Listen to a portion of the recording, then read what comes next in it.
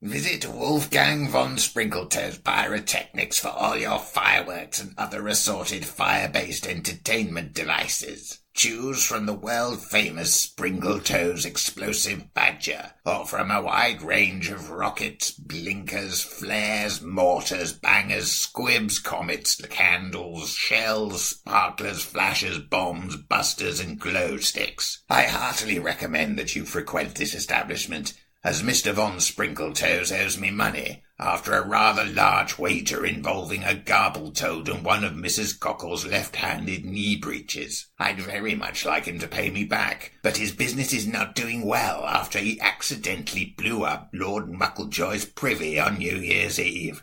That stuff gets everywhere.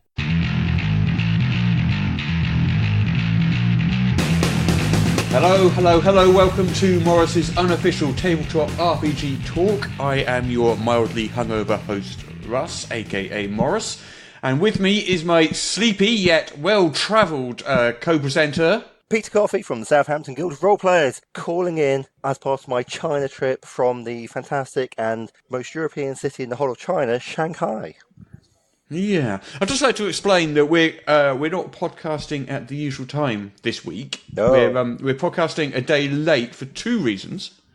Reason number one was you had a spot of weather, I believe. Yeah, it's a typhoon. It's like a big table wind. It's essentially where they have an absolute massive storm comes and beats on China until people are like, oh, just stop.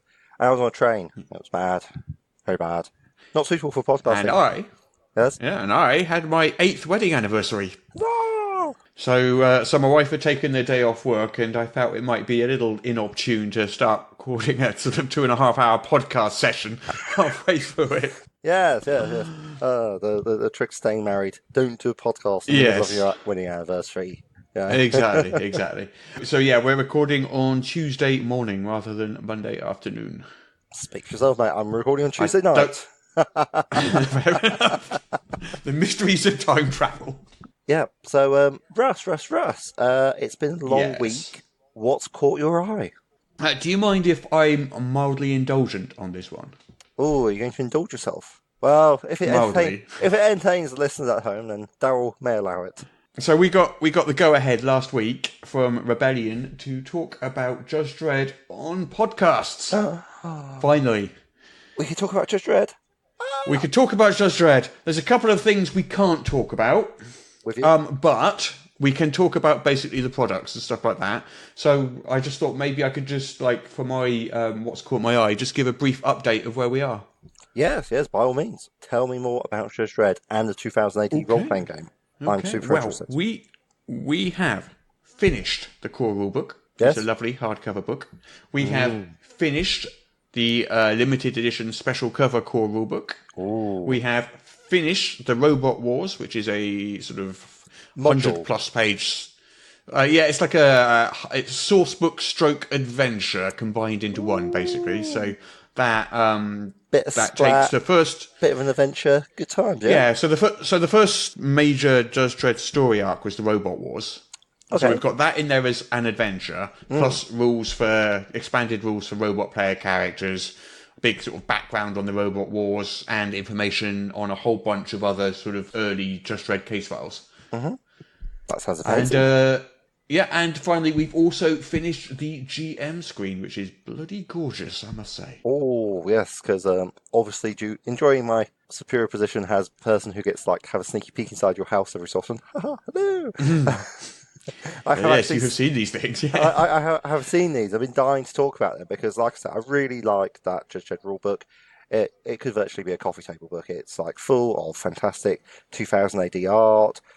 Because obviously, with the license, you're allowed to go through the entirety of 2000 AD's thing and just say, yeah. Well, yeah, that's one of the wonderful things about a licensed product is your art budget. Is much, much smaller because you get access to all of these sort of like 30+ years of art that they've already done. Fantastic. So the books are, they're crammed full of comic book art. They're all done in a comic book sort of style. Yes, I noticed that very much. It's lovely covers. Very high production values.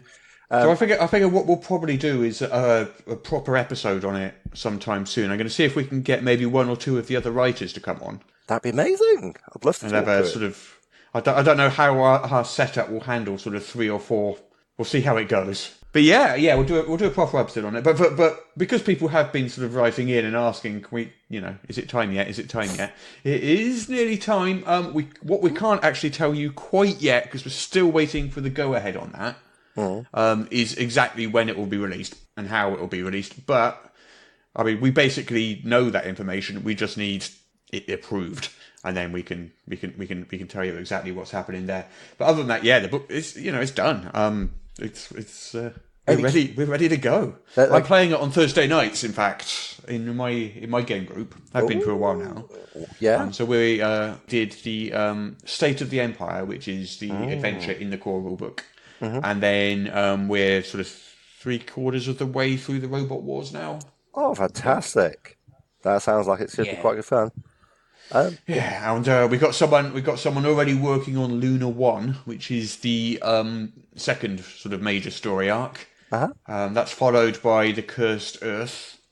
Nice. And then essentially we're going to be working our way all the way through all of sort of Dredd's main sort of story arcs in chronological order, and each one's going to be a source book stroke adventure. So Luna 1 will have information on sort of the lunar colony and characters for that sort of environment and special equipment. If I recall.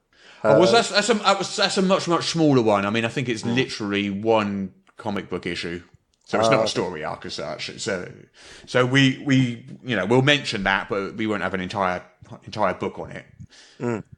With you. It's quite hard to it's quite hard to spin that one out into an entire book. And people have also asked about what we're doing about the other, because it's not just Judge Dredd we're doing. Oh, yeah. So, obviously, we've got the license to the entire 2000 AD catalogue. Isn't there a Rogue Trooper movie coming out sometime next year? I think, Duncan Jones, he's David Bowie's son, and he did Moon, and he did Warcraft, and a couple of other movies.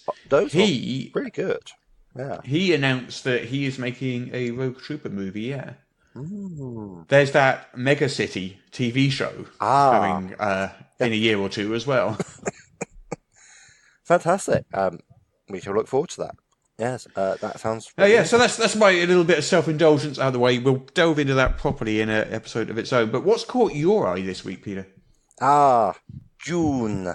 Not the month, as June. we talked about earlier. Yes, but June has in sand lots of. June has in the planet Arrakis, the Spice Melange. That has very much caught my eye. Yeah. I remember very little about the film except Sting was in it. And Sting's pants were in it, fortunately. If they hadn't been in it as well, it would have been a much more terrible film to watch. I personally really liked the film June. I felt it all hung together and made perfect sense.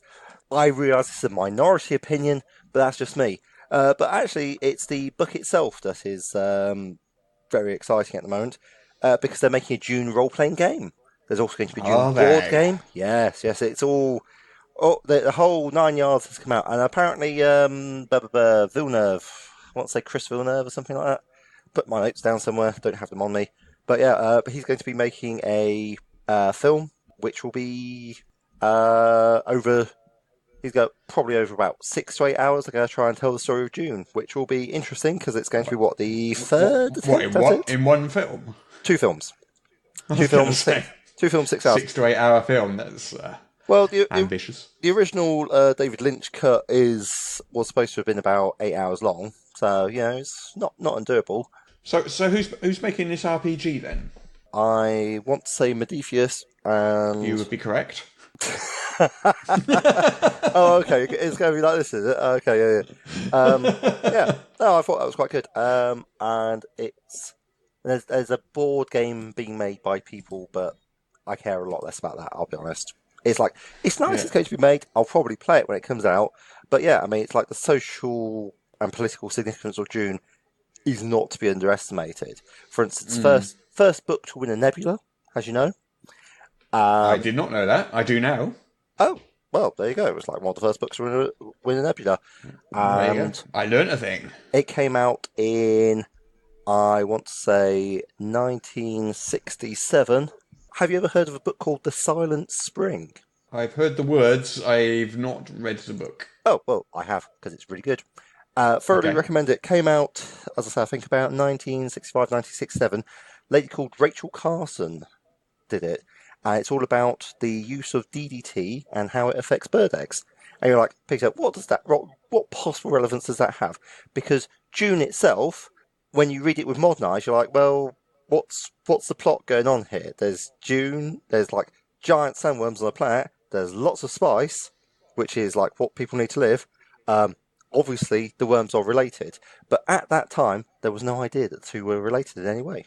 Because environmentalism wasn't really a thing. You had like the Sierra Club, and there'd been moves towards environmentalism. But Dune was actually a fairly major thing, and Frank Herbert had been working on this idea and similar things for quite some time. So it was very much like, caught the zeitgeist and really nailed it. And to be honest, like the first book, I really love, and then the subsequent ones I'm less keen on because they sort of evolved into more of a mysticism than I really found useful. But the first one, hard sci-fi environmentalism. Nice, liked it. So I've just called up some information on the RPG. So Modiphius, as you said. Let's have a look. So the last Dune RPG was by Last Unicorn and Wizards of the Coast in 2000. This one is slated for late 2019. So next year. Yes. Definitely worth looking forward to. It should be interesting. So, how would you like to do the news? How would I like to do the news? The same way we always do, Russ. Plan to take over the world. Backwards. Yeah. So, first in the news. Yes. Some more D&D races. The Ravnica setting is coming soon. A Guildmaster's Guide to Ravnica. Has more information dropped? Well, every month, Wizards of the Coast does an Unearthed Arcana column, which is basically playtest material. This month was 4 new player races for Ravnica. Oh, yes. By James Wyatt, who's one of the authors of the Ravnica sort of setting book coming later this year. So there's 4 races. They are Loxodons, Simic Hybrids, Vedalken, and Viashino. Interesting. Loxodons appear to be humanoid elephants of some kind. The Simic Combine, it says here, they use magic to fuse different life forms together. So they magically transfer the traits of various animals into humans, elves, and Vidalken. The Vidalken, let's have a look. The Vidalken believe that nothing is perfect and they rejoice in it. Every imperfection is a chance for improvement. Interesting. Well, and philosophy. The Viashino are humanoid reptiles who are fueled by an inner fire of zeal. Fueled by an inner fire of zeal, eh? Yeah. Fierce warriors and passionate advocates for their guilds and causes. As opposed to all the others who are just a bit lukewarm about the whole thing. I guess. Yeah. Four new D&D races, playtest version from the world of Ravnica. Fascinating. Yeah, the Loxodons are quite interesting because I can't remember. Loxodonta africanus, I think that's the name for the African elephant. So, is it now? Okay. If memory serves, which I'm sure, having said something on the internet that's probably wrong, I'm pretty sure about the Loxodon route, not about the rest of it. Somebody will write in to correct us, and we value your input. It says here, humanoid elephants, they're often the oasis of calm in the busy streets of Ravnica. They hum or chant in their sonorous tones and move slowly or sit in perfect stillness. I look forward to seeing this hitting the table as a role-playing challenge for someone to, I guess, do something in sort of a Gregorian plainsong, chatting, role-playing, voice. That'd be interesting. Well, last week, as you recall, it with my hacks, etc. As I was going to say, last week we got you singing last week, didn't we? Yodeling is what I got you yodeling last week. So yes. I think you should give us the name of the podcast, but this time you should hum or chant it in a sonorous tone. Oh, I will give it a go. Let's see now. Welcome to Morrus's unofficial tabletop RPG talk. The very best podcast talking about all sorts of RPG in an unofficial fashion. How's that? Was that what you're after? Dear. That was amazing. That was amazing. I think our work is done. Okay, we're done. All right. That was so good. Right, Do you want some more news? Oh, go on then. If we must. Do you remember the Ennies? The Ennies. Big TV show, wasn't it? The Ennies. I'm thinking of something completely different. Yes, I am aware of the Ennies. It was very exciting. What happened? Yeah, so one of the big winners was Harlem Unbound, if you recall. Yeah, it was also nominated for a Diana Jones Award as well. Yes. Chris Spivey, I think, is very happy. Yeah. Interestingly, it is already scheduled for a second edition. A second edition? A second edition. Chaosium have stated they'll be publishing this new edition, and it's going to feature additional scenarios, maps, and new art. So I don't know if that's a completely new edition or whether it's just kind of an updated version of the first one, a sort of updated and expanded printing of the original rules. But it's going to be interesting to see what happens there. Interesting, because isn't it Darker Hue Publishing that did the original sort of jazz? Yeah, so it looks like Chris Spivey's been talking to Chaosium. Also because he's developing for Chaosium. He's developing a science fiction role playing game, as yet unnamed. I'm listening. Well, that's it. That's all we know so far. Okay. Right? There's nothing else I can tell you. But it's an unnamed science fiction role playing game for Chaosium, presumably due out next year sometime. I'm sure we'll hear more about that sometime soon. Interesting. Let's see what else is there in the news. Star Wars RPG delving into the Clone Wars. Oh, the Separatists or something like that. That one. Rise of the Separatists. So this book is 144-page source book for Fantasy Flight Games Star Wars RPG. Basically, new character options, equipment, vehicles, and stuff for the Clone Wars era. Using the Genesis system. I must say it's most noticeable for having a chap that looks very much like Ewan McGregor on the front of it, reprising his role as Obi-Wan. They released the stats for a younger General Obi-Wan and also Count Dooku. Oh yeah. I mean, I don't know the Genesis system that well or the Star Wars system that well, so I couldn't tell you necessarily what all these mean, but. Yeah, I mean, it's interesting because it looks like the stats are vaguely similar, just they're broadly similar, Count Dooku's and Obi-Wan's, but their skills are different. Like, Count Dooku's got sort of deception and stuff like that in there, whereas General Obi-Wan Kenobi is not known for his deception skills. He's more known for hacking dudes in half. Yeah. Yes. Like, pretty much our rules. taking the higher ground. Whoever knew that a Jedi's fatal weakness, a Jedi's kryptonite, is a mild slope? But you want to watch out for those mild slopes. There's many a time I've been playing Shogun Total War. I've marched my little dudes up a hill and said, "Come at me, bro," and seen off big piles of horsemen. Said, "Yeah, well, what do you expect? I had the higher ground." So that's Star Wars RPG in the news. What else have we got? Oh, Gail Gygax is being sued. I did see that, but I wasn't sure that we should really comment on that. But like, you've read her Facebook rant that she posted. Yeah. Wow. Yeah, that's Well, I obviously I don't know anything about it beyond what I've read online, but that is certainly something.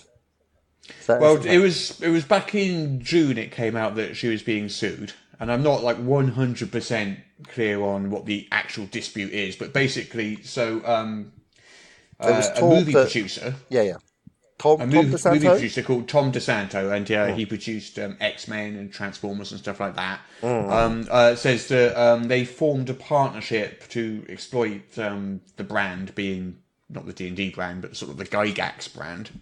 Right. Okay. Yeah. And then she apparently tried to negotiate a video game deal without him, and he's suing her for $30 million over it. Wow. Okay. So they can't actually do a game about Dungeons and Dragons, though, can they? No, Wizards of the Coast owns Dungeons and Dragons. Yeah. So. Well, as you know, Gary Gygax died. What was it? 10 years ago, roughly now. Ooh, something like, yeah. Basically, he left his estate to his widow, Gail. Yeah. There have been some disputes over the years between Gail and Gary's children, who aren't her children. She's their stepmother. Right. Over the Gygax name, which she's kind of trademarked, and that claims the sort of Gygax legacy as having been left to her. I don't know if you recall, a few years ago, Luke and Ernie Gygax tried to launch Gygax magazine, which was a sort of print magazine, sort of modelled on sort of early Dragon magazine kind of stuff. Yeah, and that went on for a few months before Gail Gygax kind of put a stop to it. And there's, I believe, some fallout and some dispute over that. Yeah, wow. So it's not it's not a happy situation. I feel bad for everyone involved because I don't think anyone's happy. But so this isn't the first time Gail Gygax and the sort of Gygax legacy have been embroiled in legal disputes over the last few years. So she posted this big rant on you say rant. It's not super coherent, is it? This sort of essay on Facebook. I wouldn't say rant, but she's got some very strong views and is expressing them. Certainly, some of these things like a tripwires on her back step, all quite worrisome, and without actually like. Well, I don't want to sit here and read out the rant. No. But it's she says in it that Luke and Ernie sued her along with Margaret Weiss. Yes. But there was a trace of Margaret Weiss has come back and said, I don't know what you're talking about. I've certainly never sued Gail Gygax. Luke and Ernie did not sue her. She sued them. Right. Yeah. Over Gygax magazine and put a stop to it. So I'm not. I don't know how to read into all this because she's got some basic facts reversed there that she was personally involved in. So I don't quite know how you sort of decipher this. I just think it's it's sad that it's all going on. Yeah, so absolutely. Well, I hope it can all be resolved amicably. May well be a misunderstanding, and these things can be sorted out. Got one more bit for the news, actually. Yeah, so Wizards of the Coast have released another of their plane shift setting books. So what these are, they're sort of PDF D&D settings based on Magic the Gathering settings. Yes. Usually written by James Wyatt, who used to work on D&D, now works over at Magic the Gathering, and is one of the authors of the upcoming Ravnica book. Yes. So there's been a whole load of these over the last sort of 2 or 3 years. Every few months they drop one, and they'll be sort of like a PDF format over on Drive-Thru-RPG. So this one's Dominaria. Oh yes, Dominaria. Very exciting. Which is apparently an enormous plane separated by vast oceans. Having some extra rules for maritime D&Ding is going to be very popular. Yeah, I mean, I'm not super familiar. Well, I say I'm not super familiar. I'm not at all familiar with Magic the Gathering, so I couldn't really tell you anything. I couldn't tell you anything about Dominaria. It says here a setting of high fantasy with information on some of the most iconic locations and peoples like Benalia, Keld, Vodalia, I don't know, and Lano War. I don't know if they're people or places, but I think Lano War is like a bunch of people. They're a set of elves, as I recall. Oh right, okay. But I never read any of the books. I just played a bit of Magic, so yeah. That's what I got. Okay, well, there you go. Anyway, it's news, so there it is. That is out over on Drive-Thru-RPG. You can get the link in the show notes. Oh, fantastic, yeah. So I'm sure people will be delighted to pick that up and play with it. And if you've got any experience with any of the Magic the Gathering role-playing settings, please do write into us and let us know what you think. Listeners, excellent news. We have had another world-class, world-first exclusive on Morris's unofficial RPG Tabletop Talk. Got the renowned traveller and explorer, Professor Victor von Wolfhausen-Smythe, here today to talk to us exclusively about his new book about brass strippings. Hello! Professor, hello! How are you? I am very well, thank you. How are you, young man? I'm extraordinarily delighted to see you, as always. Professor, you were going to tell us about your new book that's come out. Oh, yes! Yeah, all about brass rubbings, I hear. Yes, brass rubbings. You know, I took my first brass rubbing when I was travelling through the lands of Egypt. Through Egypt? Yes. Do you know, I was the first to discover Cleopatra's tomb. It is top secret. Nobody knows of it yet. However, I did take some brass rubbings of some of the writings and hieroglyphics I saw there. Really?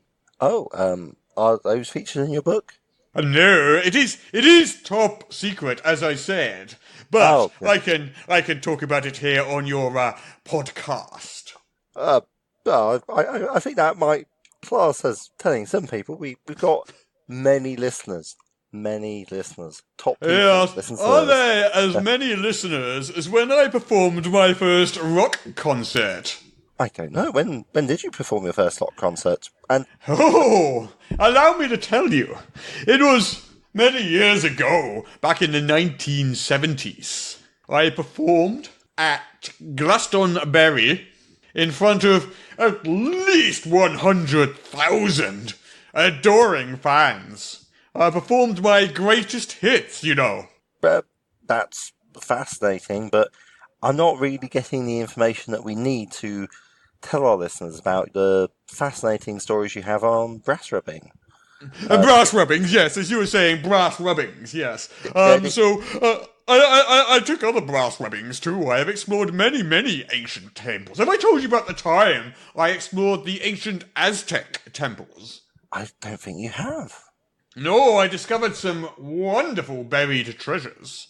Mm-hmm. Yes, and some strange alien sculptures. That's fantastic. I'm looking forward to reading this book. It sounds like a real cracker. I believe they're going to make a major motion picture. Really? Yes. Not involving any crystal skulls, I hope. How did you know? Just one of those things. So you're going to make a major motion. There's going to make a major motion picture about your adventures involving Aztec, South American deities, and large crystal skulls. Yes. They've based a major Hollywood character after me, you know. Oh, really? You know the chap with the hat and the whip? Superman, right? Oh, I'm at a loss to remember the fictional name they gave him. It was about my earlier years, my younger years, back when I was, fighting the Nazis. Always a worthy endeavour. You should always make sure to punch them. That's what they deserve. Of course, absolutely. I punched many a Nazi. Do you have any tips about the best way to do that in your book on brass rubbing? Well, the book on brass rubbing probably focuses more on, as you might guess, brass rubbings. But I must tell you about the time that I punched Hitler. Did you use brass knuckles? I do not need brass knuckles. I'm an accomplished bare-knuckle boxer, as you know. That's very true, but I think we're really getting off the subject. I'm just seeing notes from our producer, Darryl, that we are running out of the time at this point, so thanks so much for your time today, Professor Victor von Wolfhausen-Smythe. Well, I hope my insights into brass rubbings were useful, young man. As always, it's been a pleasure. Shall we do the competition? Yes, let's do the competition. What entries did we have? Well, so the podcast competition last week was to write a limerick. A limerick, yes. So last week's podcast competition was to write a limerick, if you recall. Yes, about Professor Victor von Wolfhausen-Smythe. Yeah. So we've got some entries. So what I thought I might do is, if I read the entries to you, maybe you could choose your favourite as the winner. I think that's a plan with no drawbacks whatsoever. Okay then. So the prize for this one was a copy of Adventures in Middle-earth, which is the D&D 5th edition version of The One Ring. In fact, not The One Rings. The One Ring. The One Ring. There is only one. Yes, there is only one ring. To rule them all and in the darkness bind them. Yes. Yeah. So our first entry then is from Carl White. Carl, and his limerick goes as follows. An explorer named Victor von Smythe stole some gems from the Duchess of Hythe. He said of his crime, I remember the time, so she cut off his stones with a scythe. I like it. Nice. Okay, number 2. Yes, number 2. Thanks, Carl. Number 2 is from our friend Tyler McConnell.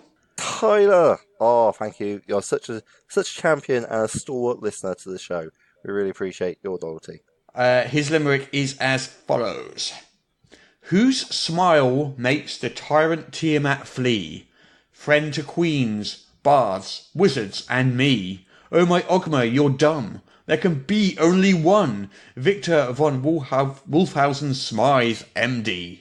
Possibly going from limerick to doggerel, but let's not be too prescriptive about this and roll with it. Fantastic. I thought that was amazing. I loved that.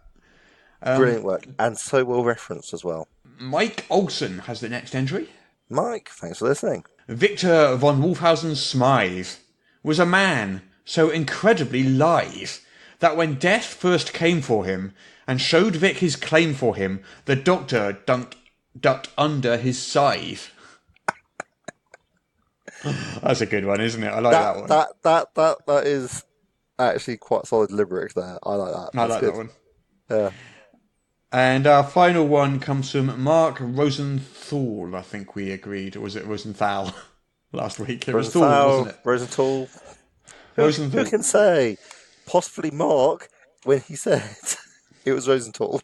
But don't let me stop you from pronouncing his name any way you want.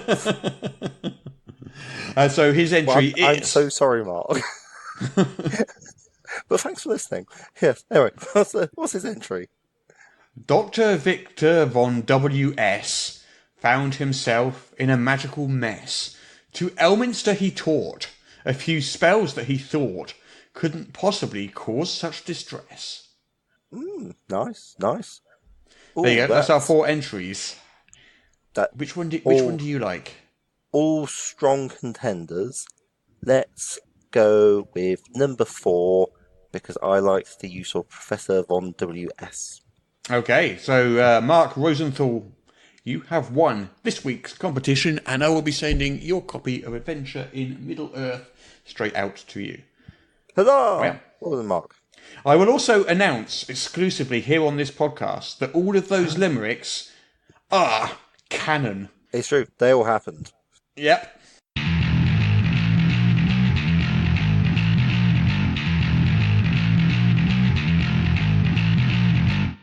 So, topic of the week. So our topic of the week this week is a D&D pronunciation guide.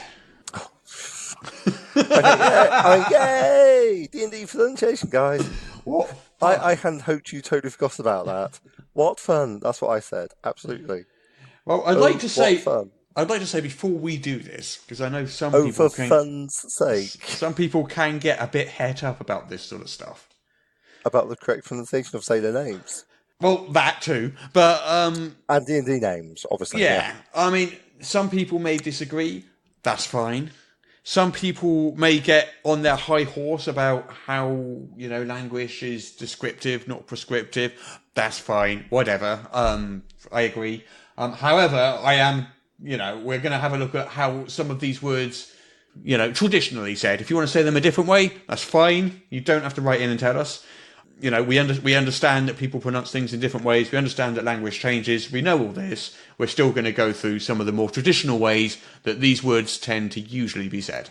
Yeah, for instance, I like to use the word pronunciation, and sometimes I like to say pronunciation, in order to emphasise that soft first sound in C. There you go then. I wrote an article on this, it's a few years ago now. It's been sitting on my website for a few years, which is very long. So I suggest you see where it says the big ones. I reckon we just do those ones. So we should go through the big ones. Okay. So yes, you wrote this article some time ago, but it's still relevant today because people are still going around talking about their rouges, and it's just not. It's rogue.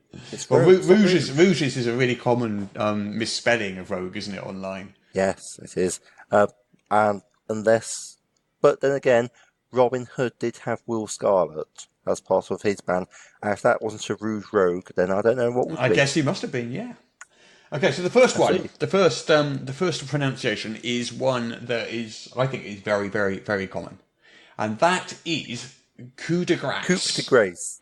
Coup de grace. So this is Coup de grace. Yeah. Yes. So you'll hear people telling you it's coup de grace. because they've heard of Like Mardi me? Gras and assume it's pronounced the same thing. Mardi Gras, however, is spelled Gras, and Yes. that means fat, Fat as in Fat Tuesday? Tuesday, Mardi Gras. Yeah. Grace is Grace, which is a French word meaning mercy. So you don't want to say blow of fat, you want to say blow of mercy. It's pronounced coup de grâce, not coup de gras. And coup de grâce. Okay. Très bien. Right, let's move swiftly on then. So I talk about melee, which is a way to be in combat with someone, although I see here that it is more correctly pronounced melee. Yes, it's a French word, basically refers to sort of disorganised close combat. Interesting. Other roots from the old French melee would include the English word medley. But don't call it melee. Melee. Or melee. Melee. Because then that or they melee. make it sound all mealy-mouthed. Yeah, it's Melee not melee, or melee, or melee. It is a melee. Or you could just go, you're a bit of a fracas. Should I do the next one? The next one's an easy You one. should. The next one is, I haven't heard this often, but sometimes the word paladin I've heard pronounced as paladin. With Aladdin. Yeah. It doesn't rhyme with Aladdin, it's paladin. The emphasis is on the first symbol. Interesting stuff. Then we have Sigil. It is in fact Sigil. Or no. I would have said sigil, to be fair. It's not sigil. It is spelt the same as the word sigil, which means symbol, as you know. Yes.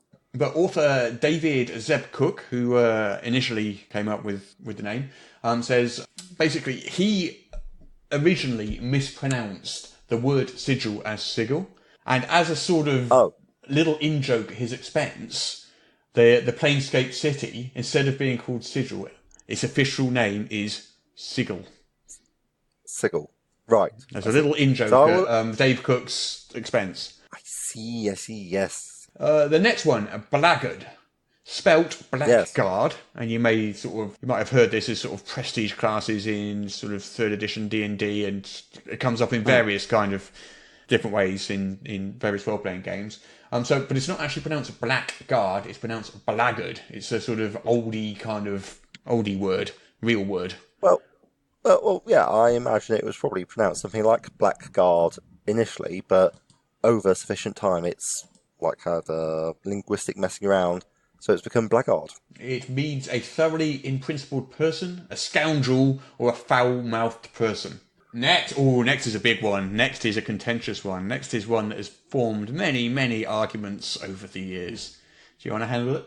It's formed so many arguments over the years that I'm going to kick some dirt over it and move on to talking about gesh, which is an old Celtic word. I always used to say it was a geas or a geese because, I don't know if it's written down. Not a lot of people I knew talked about geshes, which of course is naturally spelt Geases. Yes. So they go, Geas is a gesh, the plural is geshes. Now you know. Yeah. Whereas Wizards of the Coast and TSR, they've always gone with geas. Yes. But that's not right. It is gesh.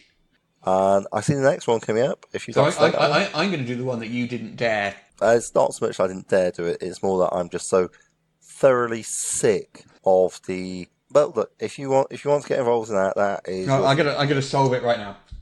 Drow rhymes with cow. And what else would it rhyme with? I can tell you that because page 9 of A Grand Tour of the Realms, 2nd edition Forgotten Realms box set, states Dark Elves, also called Drow, brackets, pronounced to rhyme with now or how. Okay. There we go, solved. We can move on swiftly. How should you pronounce it? Well, some people say Dro. Really? Mm-hmm. I suppose that's the raging arguments I discussed earlier. I've always pronounced it as Gale because I'd only just seen it written down, and I had to actually read the pronunciation guide before I was like, oh, this is actually a jail. I was very confused where Americans were keeping their criminals, but now I know. Yes, Gaol, Gaol, is basically the British spelling of jail, which Americans know as the place where you lock your criminals. Yes. It's also it's not an old timey D&D spelling or anything. It's just the current spelling. That's how we spell jail. Next one up would be someone's name. And how would you pronounce that? I would pronounce it correctly. Gygax. Gary Gygax. Not Gygax, not Gyjax. He is Gary Gygax. And I can tell you this because I have heard him say it. It seems like an alternative sort. There's no dispute over this one. That's how you pronounce that. Next one comes up would be gelatinous. Begins with a G sound to distinguish it from, say, a graphical image format, which would be a GIF. Right, so some people do say GIF. Yeah. I have heard people say gelatinous. Not often. It's gelatinous, obviously, as in gelatinous cube. Yes. What can I say? English is a terrible language to spell. So the next one is brazier. Yeah. So it's supposed to. Yeah, it sounds slightly like that. Brazier. Yeah, it sounds slightly like the TV character Frasier. There's a slight z in there rather than the strong Z sound. So brazier. Yeah, not brazier, which is something else entirely. Yes, item of apparel, perhaps. Yes. Okay. Yeah. Then we go on to tiefling, which I suppose is easiest for me to remember. It's like a thief but with less H's, or tiefling. Well, not tiefling, as the case may be. Well, not tiefling. Yeah, you're reading that wrong. It says not tiefling. It does say not tiefling. Yes, It doesn't say or tiefling. Yeah. It says not tiefling. Yeah, indeed. We're not prescriptive here, as we established that earlier in the podcast. We're here to say if you want to say tiefling, you can, but don't be surprised if you get funny looks. Tiefling is perfectly acceptable. A tiefling is in fact correct, yes. So that big, fiery, whip and sword wielding demon is... the Balrog. Not called a Balrog, unless you're J.R.R. Tolkien. It is called a Baelor. It's not called a Balor. It's a Baelor. I'm pretty sure it was a Balrog. Or a Balrog. They shouted, and they pointed and said, it's our Balrog. Flee. Any resemblance is purely coincidental, I'm sure. Oh, sorry, we're talking about D&D now. Yes, my bad. Yeah. Yes, a Baelor. A Balor. Okay, fair enough. Yeah, so Baelor is correct for that one. Faerun is located on Albertaril, according to Patrick Stewart narrating. Yeah, you're going to have to unpack this one. Oh, Faerun, that's the Forgotten Realms continent, isn't it? Mm-hmm. And then what's it? No, Albertaril? Is the planet. I guess that's the world? Yes. And how do you spell Albertaril? A-L-B... either I-E or E-I-R-T-O-R-I-L. I guess that makes sense. Fair enough. Oh, are you saying ye oldie shop is just the old shop? You are. Yeah, so this is one of my favourites. So the word ye, as in Y-E, as you hear people say, doesn't exist. What? When you see someone writing ye oldie shop, or saying, as I said, rather, ye oldie shop, the word ye does not exist. The Y in that is literally, it is an old sort of letter thorn to represent the sound. The, you say? Yeah. Or the? TH. So where you see Y in this context, basically, sort of from the 9th to the 12th century, the English used the letter thorn to represent the TH sound. But as printing became more widely used, they started using the Y key instead, which is understood to mean a thorn, or the sound TH, rather than the sound Y. So when you see ye oldie shop, that means that's pronounced the old shop. Y-E is pronounced the. Interesting. Yeah. And then, yes, we've got that famous thing. We're asking for the Arcana check. Although, I suppose you could also have an Arcana check. It depends on whether you're British or American, that one. Well, yes, but how would you pronounce arcane? We're talking about the word spelled A-R-C-A-N-A. Yes. And if we're talking about the single, talking about just the adjective, then it'd be arcane. Yeah. And so now I'm talking about Arcana. So the British, we say Arcana. The Americans say Arcana. Interesting stuff. Oh, yes. And here we go. A vast elephant-headed fish. Yes. How would you pronounce that then? Either that or a large platinum dragon, depending on whether you're talking the D&D version or the one from Arabian mythology. Bahamut, or Bahamat, before the name was co-opted for D&D, was a large, as you say, elephant-headed fish from Arabian mythology. The original pronunciation is the Moot version, Bahamut, although the Bahamut is more common these days. With you. Oh, this next one the has... emphasis is on the middle bit. Is the important thing? Is Bahamut or Bahamut? That central syllable, as it were. Fantastic. The next one has been a cause of some controversy at my role-playing game club, because when you say the word scion, to me, I immediately think of psychic powers. Psion. There are many words in the English language which are pronounced the same but are different words, and this is one of them. Homophone-tastic. Yeah. And instead what we have here is not scion, but scion. Scion. Exactly. And what does that mean? Oh yeah, so a scion is the son or daughter of a notable family. Hence the role-playing game Scion by White Wolf in the good old days, which was all about the sons and daughters of gods rampaging through the world, which is coincidentally the game that's been running at my club. So, small world. And then we've got the name of your website. Yes. Which is, it's spelt ENWORLD, but is, as far as I'm aware, pronounced Morris's unofficial tabletop RPG news. Exactly, correct. What a massive discrepancy between the two. But the EN world part of it is EN, as in the letters EN, because they are the initials of somebody. Exactly. The initials of Eric Noah. So it's EN world, it's not N world, because Eric Noah's name wasn't N. No, indeed. So yeah, you actually say the actual letters out loud there, EN world. Yeah. Can we just do one last little section? Because I got some from Gary Gygax himself. Oh, go on. There's only 1, 2, 3, 4, 5, 6 of them. So, but I thought I'd quickly drop them in because Gary's not with us anymore. But I think it was fun to see how he said certain words. So the world of Greyhawk is set on Oith. It's spelled Oerth. Gygax says, say it as Oith, as if you were from Brooklyn. That's the way I pronounce it. That annoys all who take a fantasy world far too seriously. So the world of Greyhawk is pronounced Oith. The wizard Mordenkainen. Gygax says the character is patterned after a Finnish wizard, so it's actually Mordenkainen. So I've always said Kainen on that. It's Kainen. Mordenkainen. I think I've been saying Mordenkainen's too close. That's how I say that word, to be honest. So, yeah. Other pronunciations from Gary Gygax. Gygax is how my family pronounces my name, although in the proper Swiss it was originally pronounced Gegox. But Gygax is how the name is pronounced. Oh, Ioun is Yoon, but Yoon sounds fine. Yeah. So too for Ears, but Yuz is okay, he says, okay. Tarask, he says, Tarask, ask to your Tarask, yes. We harmonise on Lich, many prefer Lick, but we've established that's incorrect, Lich, and Tiamat is Tiamat. Grazit is the demon lord. Divers is the city. I couldn't think of any other word you would pronounce that, but okay. Divers? I suppose, yeah. I could say. But yeah, diverse. Okay, so there's near dive.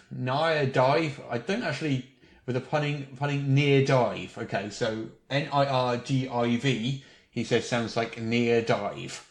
Right. Okay, and Flanace. FLANAESS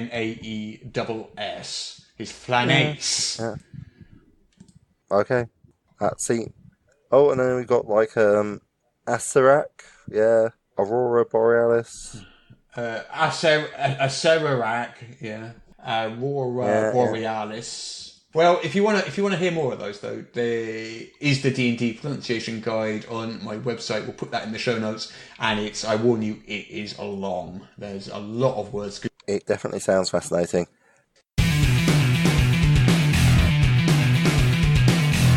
Competition time this week. So the prize this week will be a softcover copy of A Touch of Class, a book of 7 new D&D 5th edition classes. That's super exciting. Including the Alchemist, the Cardcaster, the Diabolist, Feywalker, the Morph, the Noble, and the Occultist. Wow, that sounds really exciting. Since we've seen the new stuff that's coming out for Dungeons & Dragons, what we should do is we should say who's one of the main authors for the Guildmaster's Guide to Ravnica and a lot of the Magic the Gathering settings. Okay, fine. Yep. Yep. So that's the question then. So give us the name of one of the authors of Guildmaster's Guide to Ravnica, the one that we mentioned, and who brings out who writes these plane shift Magic the Gathering settings for D&D 5th edition. Also, we mentioned that earlier in the podcast. Competition entries must be in by Sunday midnight at GMT, and the entry correspondence address is morruspodcast@gmail.com. morruspodcast@gmail.com. And how are you spelling Morrus? MORRUS. What we should do is we should also say thank you to all our Patreon subscribers. Hello, your editor Daryl here. This week for our Patreon sponsors over at patreon.com/Morrus, we have a lot more of our pronunciation guide, including what to call high-level undead wizards, magical beasts made up of parts of other beasts, the magical source of enchanted items, Dritz Duerden's Panther Companion and his father, and a whole lot more. And we've also got discussions on the cycle of licensed games, calendars, meeting the Gygaxes themselves, and all the usual outtakes. To get access to all of our bonus content, head over to patreon.com/Morrus. And thank you to all of our lovely Patreon sponsors for making the show possible. Our favourite game in all the world ever. Guess the Kickstarter from just the name and nothing else. That's the one. How could I forget such a memorable and punchy name? Okay, let's play that then. That's a good idea. Fantastic. Okay, what so after all could possibly go wrong? So the first, don't think we can really do this one because the first one on the list is the Expanse role-playing game, and I know perfectly well you know exactly what that is because we've talked about it several times in previous episodes of the podcast. So yeah, we'll have to skip over that one. I'm afraid. I'm sure everyone who listens to this knows that the Expanse role-playing game is coming out. I finally succumbed and backed it. Nice. I was making my will save sort of week on week, but I just want that game, so I backed it. Yeah, absolutely. Can't help it. Sometimes Can't help myself. The shiny thing calls to you, Russ, and you have to buy. Yeah, exactly. So the first one then is, what is the Fantasy Trip? The Fantasy Trip. Mm-hmm. Okay, the Fantasy Trip is a game that is all about how you took your friends on a excursion to probably some sort of road trip or something, and then you fell through a portal, and now you find yourself going through endless sequences of worlds, which are all bizarre, strange, and very exciting. I'm going to give you minus 12 points out of 10 for that. Marvellous. Is it, in fact, some sort of, regular book which tells you about the history of fantasy and D&D and stuff? I don't know. No. Fantasy Trip. That's hard. What is that? So, I assume you're familiar with Steve Jackson, the American Steve Jackson, not the Steve Jackson and Ian Livingstone Steve Jackson. They are different people. This is one that did Steve Jackson games, including Munchkin. Yeah, GURPS, all that stuff. So, the Fantasy Trip was his first role-playing game back in 1977. Right. Before my time, old friend. Yeah, well, he wrote this for a company by Metagaming, and it was published up until sort of 1982. It's been out of print ever since. Wow. So Steve Jackson recently got the rights back for it. 36 years of being out of print. Years. And so there's a Fantasy Trip Legacy Edition Kickstarter. So it's it's two original mini games called Melee and Wizard, 3 role-playing books called In the Labyrinth, Advanced Melee, and Advanced Wizard combined and updated into a single 160-page book. Some classic dungeon crawl adventures, including Tolinkar's Lair, and a couple of solo adventures called Death Test and Death Test 2, plus a GM screen, character sheets, other bits and pieces. Right. So there you go. It's an old-school role-playing game, brought back from death 36 years later. That's some powerful Big Blue necromancy going on there. Love it. Okay. What's next? Okay, this one. I think you'll probably get this one. You think too soon, my friend. Oddity High. Oh, Odyssey High. Well, and that's to me, oddity that high sounds- with an exclamation mark at the end, just to make the point. To me, it sounds like a role-playing game involving high schools, and it's going to be superheroes or monsters, and the trials and tribulations that they face coming into their powers whilst going through extended puberty. Pretty much. I mean, there's a couple of other sort of bits of information to add to that, but you pretty much nailed that. 9 out of 10, without a doubt. So it's powered by the apocalypse, is the system it uses. It's a Japanese high school, rather than an American one. And, it deals with aliens, psychics, ghosts, demons, eldritch gods, or sentient cats. So you're a student in this Japanese high school in the thick of all this kind of, odd stuff. Yeah. Okay, that sounds very interesting. I'm sure that'll be a lot of fun.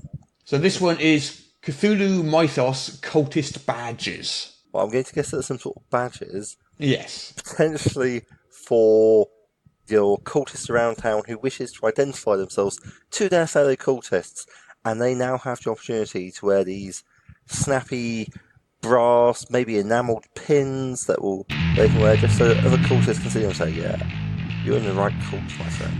Yeah, 20 points out of 10. It's their second set of Cthulhu-inspired pin badges by Triple Ace Games.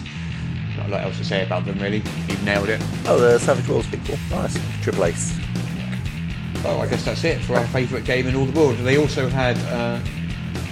Angus also has Your Best Game Ever on here, but we've talked about that so much that I know you backed it, so there's not an awful lot trying to get you to guess that one, is there? Expands, Best Game Ever. These are things that have to be backed. What kind of a greatest hits, wasn't it?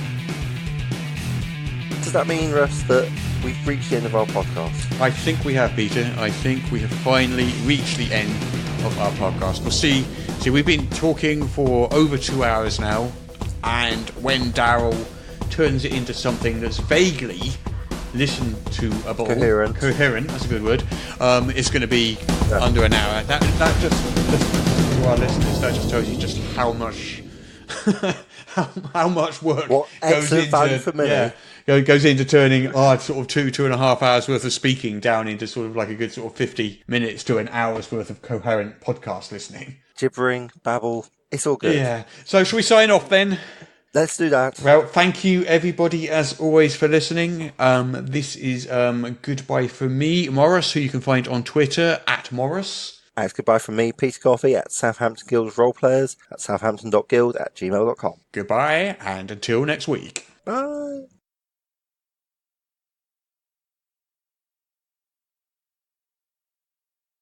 Listening to that drivel just made me feel nauseous. Maybe a spot of eyeball raking will make me feel a bit better. But which one shall I torture? I do enjoy Russ's screams, but Peter makes these wonderful gurgling noises when he's in pain. Decisions.